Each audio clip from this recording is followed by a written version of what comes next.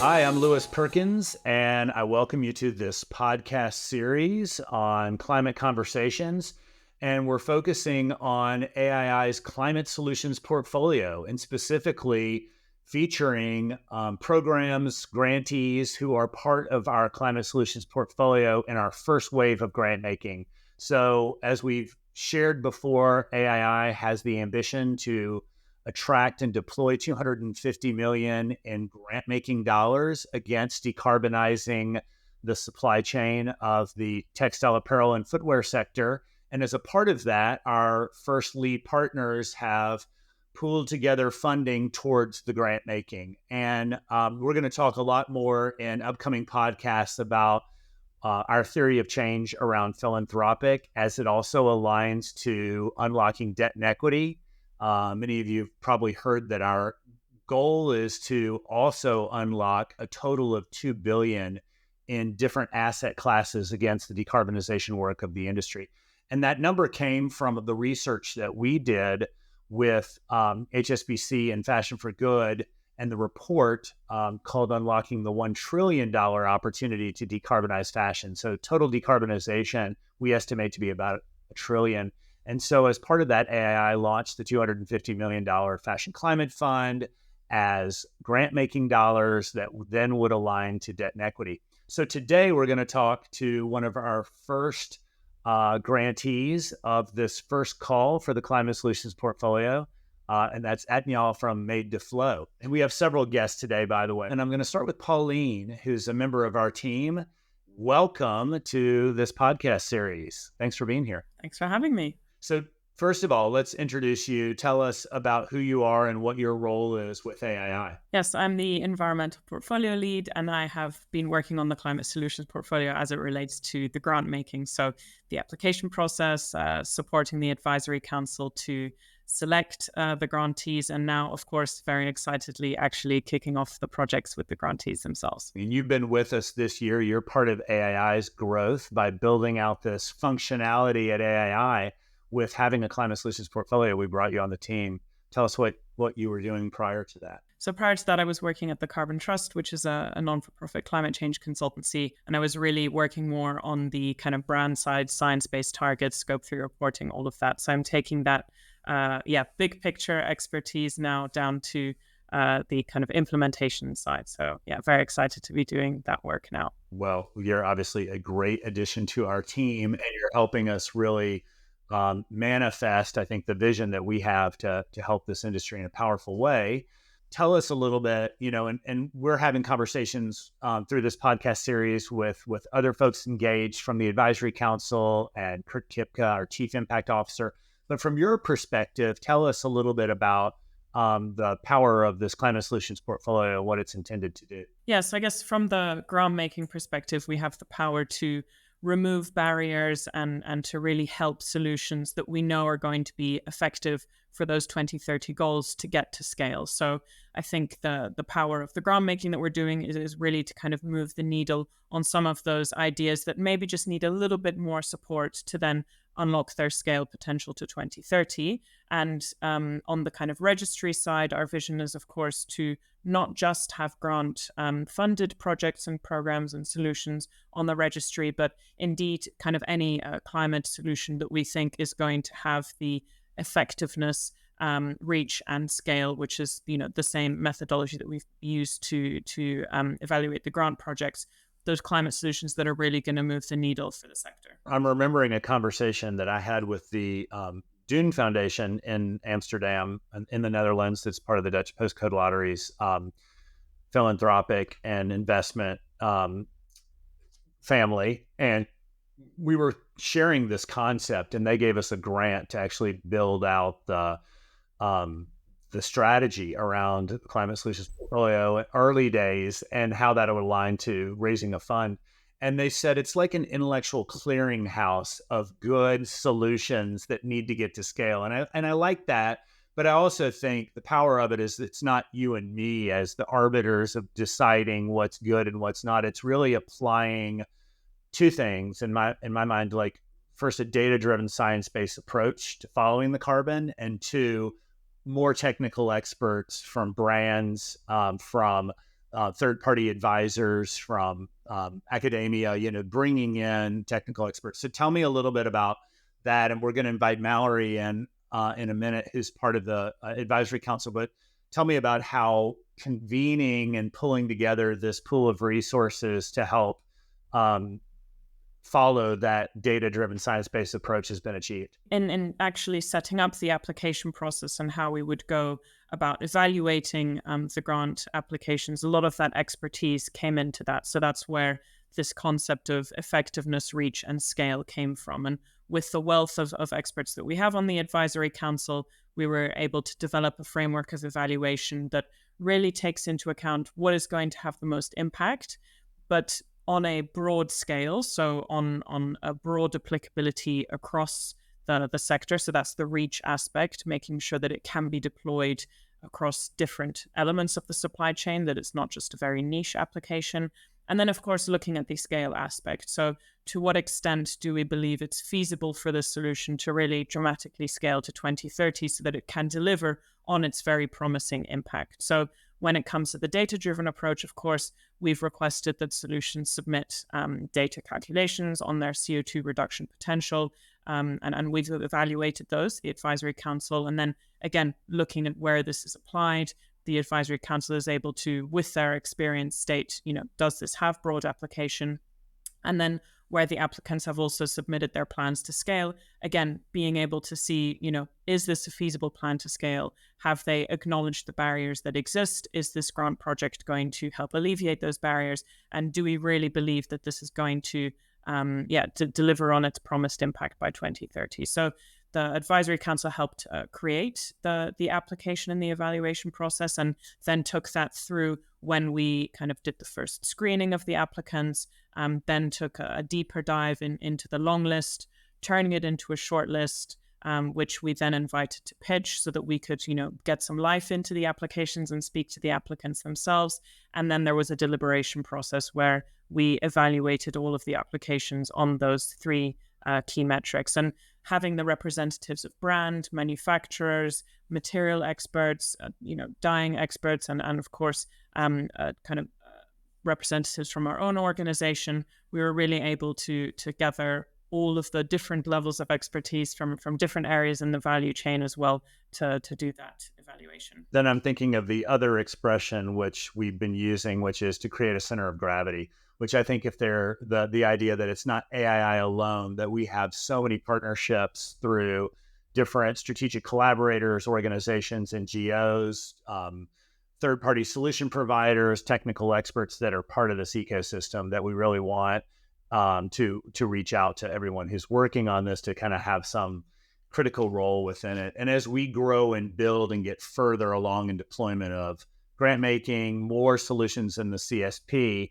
there will be expertise, I imagine, needed in different categories where it will attract different experts and different groups to be part of that, because it may be a different type of solution in tier 4 than we're used to, and we'll seek out those technical experts that can provide the best insights. Yeah, absolutely. Great. Well, I could talk to you for like the whole hour, but we also have some other guests. And so we're going to come back to that effectiveness, reach, and scale concept over and over again, because I think that is what distinguishes a little bit of this from some of the also important earlier stage work that's happening out there with organizations like Fashion for Good and Global Change Award and Earthshot Prize and other accelerators that are out there that are really good at identifying early stage, and where AII sees this link to moving things along a continuum where we probably sit most important in the removing the barriers to get to scale. Or if you are earlier stage, what do you need in order to build out to get to the scale ready phase? Well, with that, I'm going to bring Mallory McConnell to the stage. Mallory, welcome. Hi. Hey, great to have you here. And you've been a big active partner to AII since we were founded, which surprisingly is just like 5 years ago. so we're going fast, and you've been a big part of that because PVH was one of our founding organizations. And of course, you championed to have PVH also come on board as one of the lead partners for the Fashion Climate Fund. So growing with us. Thank you. Of course. Excited to be here. Yeah. So tell me quickly before I bring Atnyel in, I want to hear just quickly like your role in addition to being a brand retailer partner to this work and having your own specific goals for science-based targets within your company. You're participating as a member of the Climate Solutions Portfolio Advisory Council. So tell me about that role. First of all, thanks for having me. Excited to be here.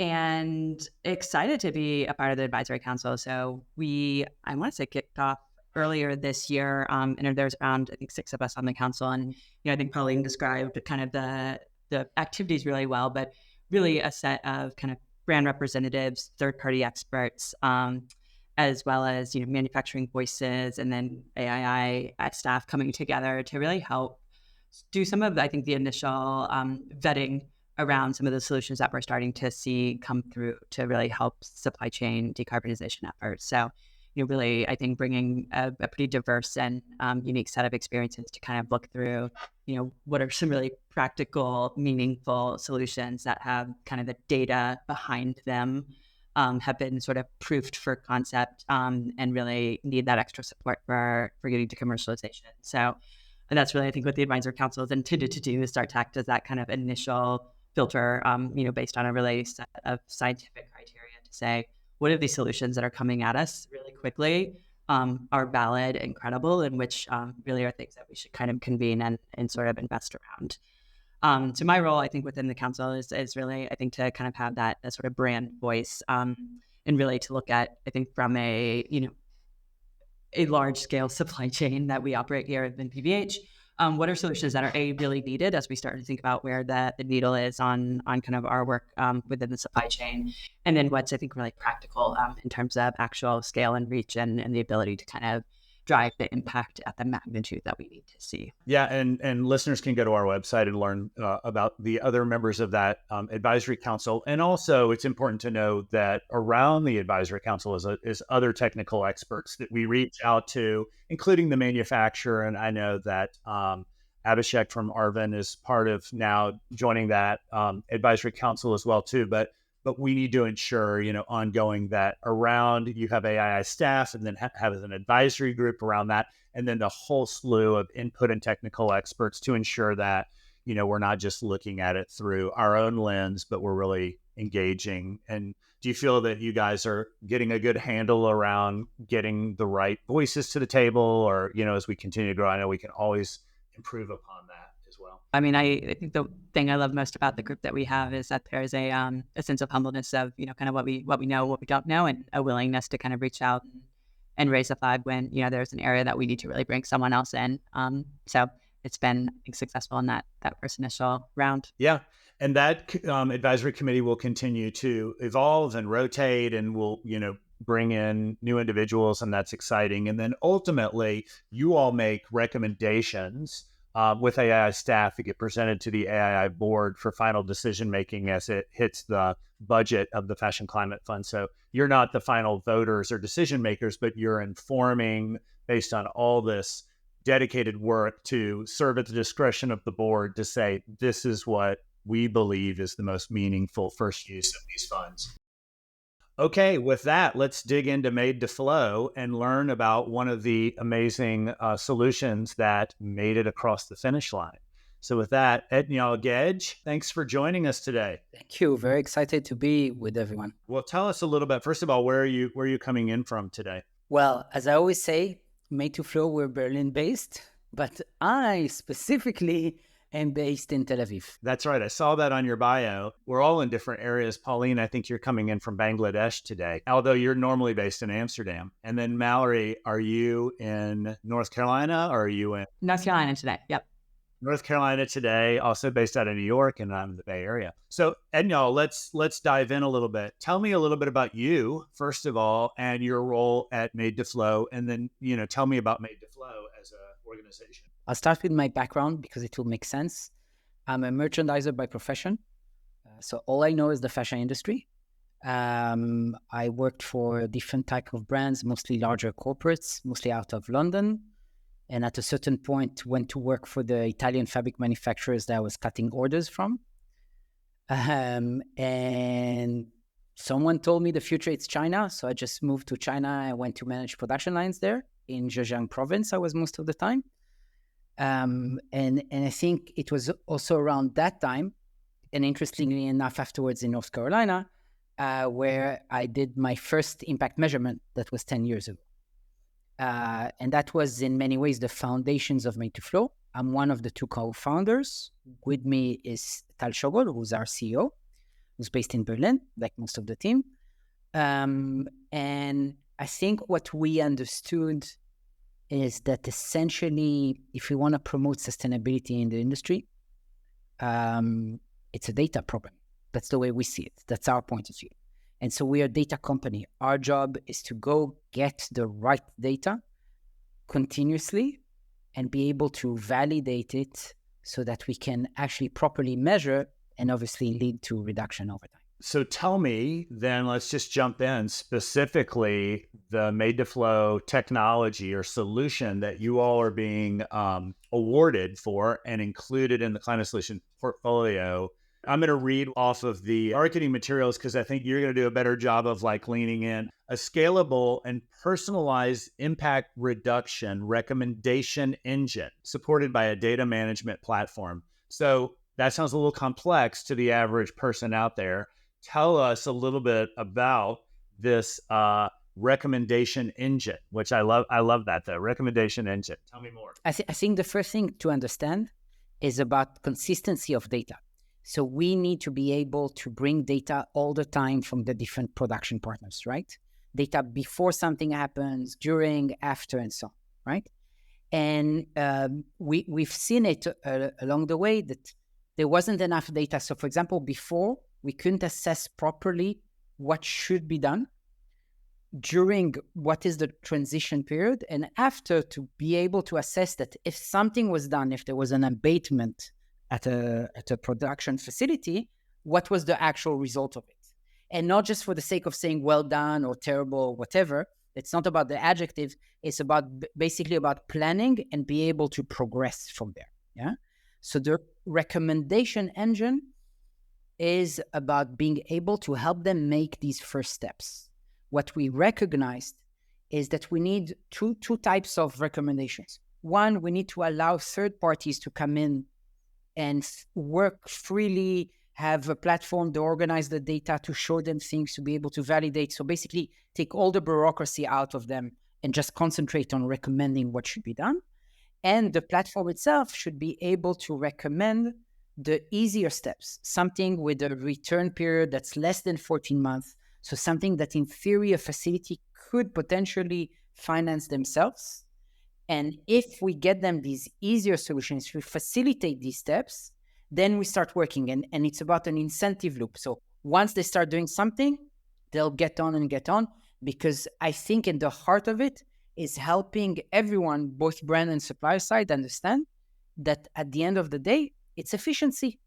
Sustainability, impact reduction leads to efficiency. Well, and folks who are familiar with AII's work will know that our sort of bread and butter program that we got started on was the Clean by Design initiative, which is just that. Efficiencies primarily focused on tier 2 or mills, wet processing, but we've also been able to scale those best practices and technologies into tier 1 and also looking, into tier 3 as well. So are we talking just mills here, or are you able to use this technology or recommendation engine in other processes, or is it primarily going to be the most meaningful where there's wet processing? So obviously, I think that some of the biggest opportunities is wet processing, simply because there's a lot of impact there. Yeah. So beyond the technology, this is where there's an opportunity. This is where the most impact can be avoided or reduced, however you want to look at it. Yeah. But the heart of it, tier 1, tier 2, so final assembly steps as well, definitely included, different mills. And again, it's so funny that we always speak in the term of fabric mill, when in reality it's a set of different facilities that do different jobs and so on, where mechanical processes, wet processes, and so on. And we're looking at it long term. Yeah, so it's not just 1 year and we go home, but the next steps is also including tier 3 facilities. facilities. So more yarn related facilities. So specifically, data means a lot of things. In this case, data, I'm guessing, is temperature, volume of water being used, maybe, different specifications around the inputs to the process. Like, give me some examples of like, what is the data that you're collecting? The one thing everyone can understand, and the one thing that the industry kind of got used to ask about, is energy usage. Okay. So as an industry, in the last few years, we got used to ask about different types of energy usage, right? So the electricity, thermal energy, and so on, yeah? And understanding the production. So I'm using these many megajoules, if I normalize everything, yeah? How much of kilos of fabric I'm making, how many items I'm producing, and so on. And it's a very rough normalization to mention it like this. But understanding the machines that are being used, understanding, so for example, you were very much describing a wet process. So I have water that comes in, I have other inputs, I have chemicals that will come in, right? I have the output, I have my waste management that can happen in different ways. So if I think of, for example, we tend to, if I think of ETP, or eutrophication, of taking the sludge water and refining it in one way or another, we tend to think about it in yes or no kind of question. But in reality, there's like around 32 different technologies that ETPs work on, and each one has their own efficiency, their own impact, and so on. So there's many, many nuances. I think the most important thing to understand is about cross-referencing points of data. So like you said, temperature of water, or vat size, right? Or chemical that came in, referencing that with the type of machine, with the energy sources. This is where we start getting an understanding of what actually happens on a day-to-day in the facility. Is this a tool to support a service provider who goes on site, or can this not necessarily replace, because I don't want to freak anybody out, but could this also gain more reach where, I mean, one of the current issues, and I'm getting into some questions I want to ask Mallory too, but one of the current issues is we've got some amazing third-party partners who have been trained. I know you guys are working with Bluin. I want to ask about that too, who can go on site and do a lot of this because they're just that technically advanced that they can do the calculations, they can gather all the data. But now what I'm hearing is with the software, my question would be, is it supporting them to do their job better and also potentially able to stand alone for a facility that doesn't have access to a good technical expert, or we haven't yet identified or trained someone in that way, so that technology really helps us scale bigger? That would be my guess. So tell me. So the term we use for the better or worse is supercharge. Yeah, this is the term we use. So we think that the industry cannot live without these experts, right? Especially if we think of Bluin, they're indispensable. The future, literally our future as an industry depends on it, yeah? But they're incredibly wasted because we utilize them for the wrong thing. Getting the data, trying to understand if the data makes sense, what is missing. There's so much back and forth that they're doing, instead of utilizing the incredible knowledge that they or others have, and just concentrating on them being able to say, I understand this facility, I see the problems, here are things that can be done. So we want to take away all this, call it dirty work that they need to do. So when we think of the flow, normally there's an off-site kind of beginning of data exchange, where we already have in place automation of data gathering, the initial validation, and so on.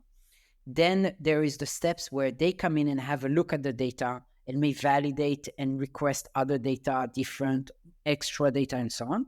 So that steps, you need to reorganize all the data for them, and you need to be able to help them with all sorts of KPIs and utilize on historic data. And historic data is incredibly important because think about it, that you're sending the mad scientist, if I can call the guys at Blue Wing like this for a second, yeah, you're sending them to do the wrong job because you're sending them to do the job of organizing the data. That's not so we're supposed to do that for them. And then they can really analyze it and immediately say, this is right, this is wrong, we need something else, and immediately get to the point, which is the recommendation. So if their capacity today is X, we want to have their capacity at 10X. And it's not just them. It can be with many others that are in the same position. The point is to be a platform that connects different parties, the brand, the supplier, the verifier, the project manager. All of them need to come in and access the data, but each access different data, packaged in different way, see different reports. Only in this way we can really collaborate. So Mallory, I want to get your input on this because, you all deliberated over dozens and dozens of applications which came in. And I'm sure a lot of them were really promising and good, and some of them may not yet be ready or aligned, and some of them may have been disconnected from it. But in this case, you found a solution that you all wanted to elevate and move to the finishing line. What about this one did you feel had the most compelling case? Yeah, it's a great question. And look, I think we across, and I'll look to Pauline to fact check me here, but across all the applications we saw, I think a large amount kind of concentrated in the sort of efficiency space. And I think that's because there's still a lot of work to do within the efficiency space. As you know, from AI's work in efficiency through your partnerships on Clean by Design, there's a lot of, I think, great work that historically has happened, but I don't think we've seen it take kind of the scale and reach that we need to, right? I think the reality is that there's still a huge amount of impact and opportunity in this space that we need to go after and really go after kind of quickly. I think when we thought about, okay, well, we get down to the sort of what's inhibiting that scale. So I think you kind of put it nicely in terms of I think you have, these, what do you call mad scientists, and, they're going in and at times doing the wrong job of like collecting data and trying to organize that data. But also, like, there's not really that many of them at the end of the day, right? And they're not in all the locations that we need them to be, right? And so, when you think from a brand perspective, as I'm trying to scale my mill efficiency and energy efficiency programs, I have areas and regions in my sourcing chain where I have really great representation. I have areas that I don't, and that we're flying in expertise that becomes, I think, cost prohibitive in terms of actually getting some of those programs to scale.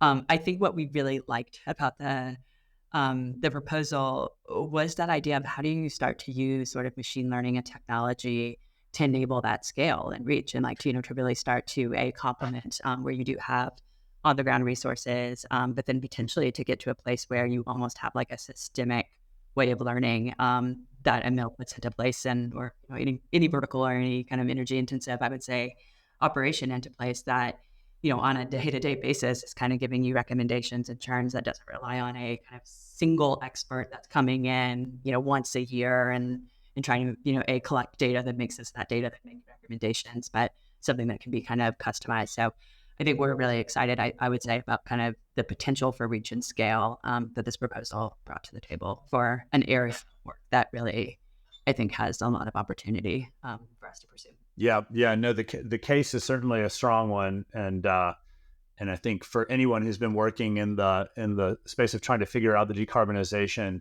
we do feel that efficiency work is vital because it also brings the supplier into. And you said this, Atnyel. You said it really introduces them to it. Like if they can't grasp some of the early wins they'll get here, they may never want to take on any of the bigger capital expenditure improvements of replacing boilers, installing new equipment, more efficient equipment, electrifying, et cetera, dry processing technologies. There's just a lot coming down the pipeline, and AII wants to play a role in all of that. But without this, you could leapfrog, and there may be some that are ready to do that and say, let's just scrap the whole existing system and, take on debt to replace a lot of our equipment. But that's probably not going to happen in most cases, in a dramatic way against this timeline, right? And so it's really important that we also bring those suppliers to the front who may stay in a place of just improving upon their current production, right? And this is what it sounds like you guys are really well equipped. And I can imagine over time, even the technology itself can continue to learn from itself in a way that machine learning also reiterates, improvements over time. There may be new equipment that then will be in efficiency. Like we assume new equipment isn't going to also need efficiency work in the future too, right? That's exactly it. And also, it's not just about necessarily the new equipment, as much as the availability in the region and the different costs that it would mean to install or change or improve or change something in a specific region. And we really see that. And it was fascinating because when we were doing our homework and we were interviewing all sorts of experts globally, and we knew that from our day-to-day work is impact measurement at the product level. Yeah, we do also facility level, but our beginning is at the product level. And we saw that we had experts that explained to us that if someone did not remember that they were there a year ago, then they will not build upon that memory and things will get lost. And so we understood that we need to maintain that database for those that do the work. And that database doesn't need to be just a database, but a place that learns and keeps suggesting and keep analyzing and understand if a recommendation actually worked well, or maybe different recommendation would work differently in different regions, and so on. And so that growth needs to come from bringing the data all the time and analyzing it so that we can keep going faster at the rate of reduction. So Pauline, we talked at the beginning about effectiveness, reach, and scale. Tell me this specific solution. How did you all see it aligning to that criteria? Yeah, so to start with effectiveness, because of the partnership with Bluin, a lot of the recommendations are very consistent with the work that AI has done for a very long time. Bluin being one of the experts that we use for the Clean by Design program. So we knew that the data that was being presented on effectiveness was realistic, and we've seen it work. Not just in its concept phase, but we know that these recommendations will deliver the projected impact. So we were very confident in that. Reach, Atnyel has already let us know, this is applicable across all tier 1, tier 2 facilities. Of course, they need to kind of procure the software, but again, the applicability is across tiers 1 and 2, and they also let us know in the application that they plan to expand this to tier 3. So then again, we could see not only is this going to have a really nice CO2 reduction impact, that impact will be available to a very broad spectrum of facilities.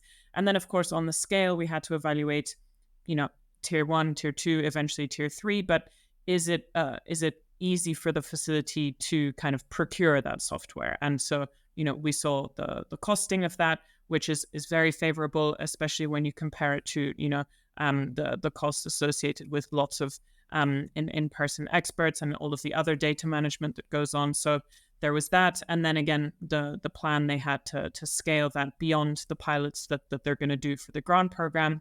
Their plans to scale between now and 2030 not only seemed feasible, but very attractive as well. And that's where, we really get to Mallory's point of the being able to supplant the physical experts we have. There are not enough of them, but if we can get this software installed in so many different locations, then the ability to really hit that energy efficiency target, which we reference in AI and in our reports, that makes it a lot more realistic with a solution like this. So it really hit all three, and the kind of long-term potential was really exciting for us. Atnyel, what comes next? First of all, you received a 1-year grant, and which is amazing. But as I said at the beginning, you're in the climate solutions portfolio. Once in, you're sort of always in. We want to see you achieve your full reach and breadth of scale. So tell me how this grant is going to support you all. What's good about it? And where do you do with this for the development? Moving forward, what's next? When Tal and I started the business, we really set a goal that we want to work towards impact reduction. And the first steps for us were data, were measurement, were things like that. But I think what we've always been looking for are the set of partners that will allow us to use our skills to make that impact reduction happen. And for us, the grant is this. So it's obviously not just the financial aid is super important, right? And it helps us do a lot of things. But I think it's about the ability to be part of a network that we can bring a lot of different stakeholders.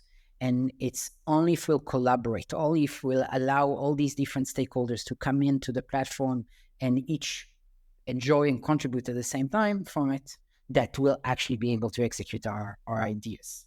You know, we refer to this Fashion Climate Fund as catalytic capital because we believe that we're not asking for a return on investment from you. This is a grant to you that you're going to be able to leverage $230,000 to really help build out. But obviously, the role that then that will, help you if you're raising additional equity investors down the road as you're presenting this technology or solution in an affordable way to the facilities that will purchase it or lease it or however your model will roll out. We want to ensure that this is catalytic capital that also unlocks the potential of your growth as well too. So finally, I know we're coming up on the hour here, and I'm really grateful to have all of you join. I mean, these time flies by. We could talk for a long time about all of this, but I just want to hear for our audience, which I think is going to be made up of a lot of different kinds of people listening to this podcast, from banks, investors, other people working on climate solutions, brand retailers, suppliers, hopefully, who learn about this and want to learn more about how they can pilot and beta this technology and get it into their facilities. Is there anything you want to impart on the audience before we leave? And I'll start with Mallory. I just can't be more excited about, I think, the work that we're starting to see come to fruition with the Climate Solutions portfolio and the Fashion Climate Fund.